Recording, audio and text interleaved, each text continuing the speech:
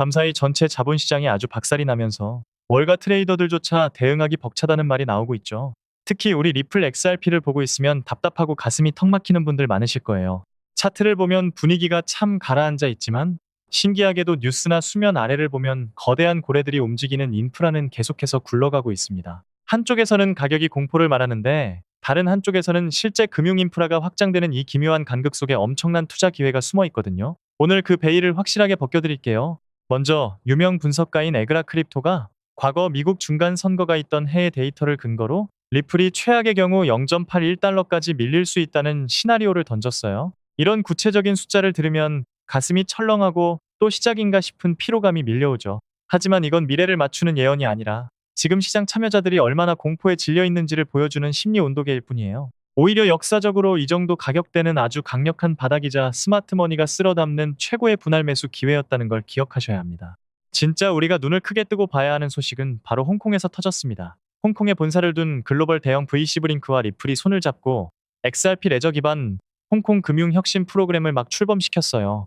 이게 그냥 단순한 보여주기식 이벤트가 절대 아니거든요. 아시아 금융의 중심지에서 리플의 네트워크를 활용할 혁신적인 기업들을 대대적으로 키워내겠다는 리플의 강력한 의지가 담긴 프로젝트요. 이 프로그램이 겨냥하는 분야는 소름 돋을 정도로 명확합니다. 바로 국경 간 결제 정산 네트워크, 그리고 스테이블 코인 인프라예요.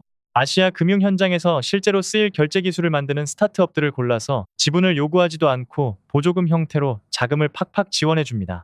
거래소 안에서 단기 단타나 치는 코인이 아니라 아시아 금융기업들이 발 디디고 올라탈 거대한 판을 리플이 직접 깔아주고 있는 거죠. 리플이 왜 하필 홍콩을 선택했을까요? 홍콩은 중국 본토의 막대한 자본과 글로벌 자본이 정면으로 교차하는 아시아 금융의 절대적인 길목이죠. 이건 중국 본토의 막대한 자본과 게다가 디지털 자산 실험이 가장 자유롭게 허용되는 제도권 공간이기도 해요. 리플은 이미 홍콩 통화당국의 디지털 화폐 시범 사업에 참여한 이력이 있죠. 이번 프로그램은 홍콩이라는 국가급 실험장에 리플의 XRP를 완전히 심어버리겠다는 영리한 전략입니다. 홍콩에 이어 두 번째 불꽃은 일본에서 타오르고 있습니다. 리플의 영원한 우군인 SBI 그룹 산하의 SBI 신세이 은행이 예금 고객들을 대상으로 엄청난 파일럿 프로그램을 준비 중이라는 소식이에요. 보수적이기로 소문난 일본의 제도권 은행이 일반 예금 고객의 일상 속으로 리플을 직접 배달하겠다는 계획을 세운 거죠.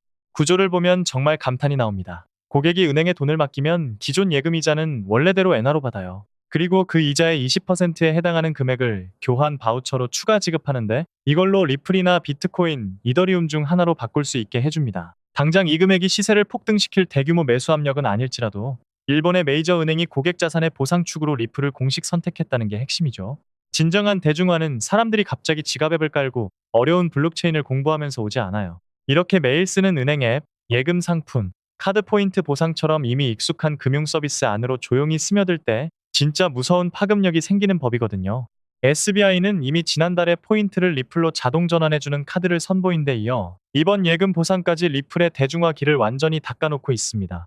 여기서 우리가 짜릿함을 느껴야 하는 상징적인 포인트가 있어요. 보상 리스트를 보면 디지털금이라 불리는 비트코인, 그리고 플랫폼의 제왕 이더리움이 있죠. 그 옆에 우리 리플 XRP가 나란히 이름을 올렸습니다. 오랫동안 국제 송금과 결제 유동성에 서사를 써온 리플을 일본 제도권 금융이 완벽한 메이저 자산이자 금융의 한 축으로 거론하고 있다는 명백한 증거요. 세 번째 변화는 리플 네트워크 내부에서 일어나는 혁명인데 바로 네이티브 랜딩 프로토콜입니다. 어려울 것 없이 리플 장부 자체가 은행 창구 역할까지 직접 떠맡겠다는 시도요.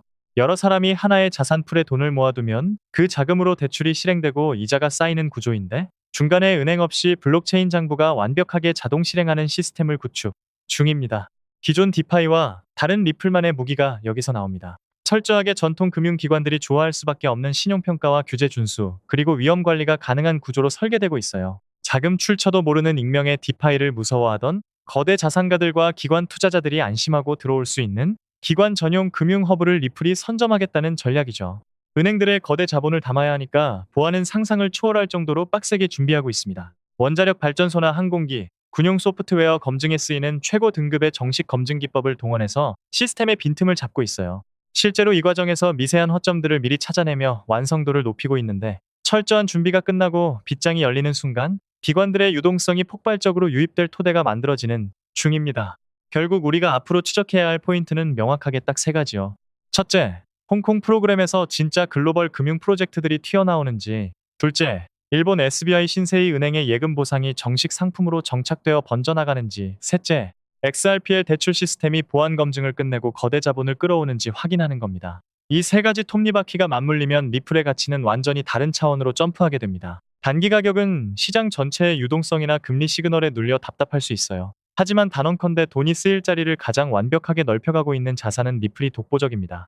홍콩의 금융 허브 점령, 일본 은행권의 진입로 확보, 그리고 기관형 디파이까지 이 거대한 인프라 동맹이 완성되면 시장 유동성이 돌 때 무거운 메이저 중에서도 리플이 가장 강력하고 짜릿한 폭등을 보여줄 수밖에 없죠. 단기 공포에 속아 이 위대한 기회를 절대 놓치지 마시고 끈기 있게 선점하셔서 결국 다가올 불장에서 누구보다 압도적인 수익과 대성공을 거두시길 응원합니다.